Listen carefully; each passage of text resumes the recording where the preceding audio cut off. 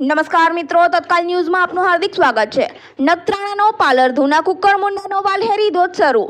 અમદાવાદમાં ધોધમાર વરસાદ। જૂનની જેમ જુલાઈમાં પણ સામાન્ય કરતાં વધુ વરસાદ પડવાની આગાહી। ગત 16 જૂનથી રાજ્યમાં થયેલી ચોમાસાની એન્ટ્રી બાદ એકંદરે તમામ જિલ્લામાં મેઘરાજાએ હાજરી પુરાવી છે। મેઘરાજા ક્યાંક ધોધમાર તો ક્યાંક ધીમી ધારે હેત વરસાવી રહ્યા છે। હાલ દક્ષિણ ગુજરાતમાં અપર એર સાયક્લોનિક સર્ક્યુલેશન સક્રિય હોવાને કારણે વરસાદ વરસી રહ્યો છે। છેલ્લા 24 કલાકમાં રાજ્યના 191 તાલુકામાં વરસાદ પડ્યો છે, જેમાં સૌથી વધુ તાપીના વ્યારામાં 4.5 ઇંચ વરસાદ પડતા જળબંકારની સ્થિતિ સર્જાઈ છે।